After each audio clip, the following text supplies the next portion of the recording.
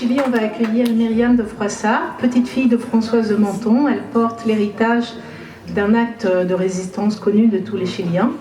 Le 11 septembre 1973, ses grands-parents, qui étaient alors les ambassadeurs de France au Chili, ont accueilli spontanément plus de 600 réfugiés politiques chiliens et étrangers dans l'ambassade, transformant ce lieu diplomatique en sanctuaire de vie durant la dictature de Pinochet. Myriam, c'est à toi.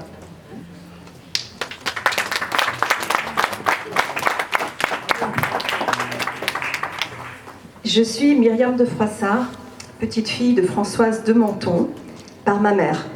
J'étais très liée avec ma grand-mère. J'ai vécu 2 ans avec elle à Paris pendant mes études à la Sorbonne.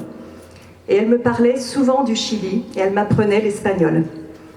Ma grand-mère était la femme de l'ambassadeur Pierre de Menton. Et en 1973, mon grand-père Pierre de Menton était l'ambassadeur de France au Chili lors du coup d'État de Pinochet. Entre septembre 1973 et juillet 1974, alors que la junte militaire a pris le pouvoir, ma grand-mère n'a pas hésité à transformer l'ambassade de France au Chili en centre d'hébergement d'urgence pour les réfugiés. Toutes les pièces de l'ambassade étaient devenues des dortoirs.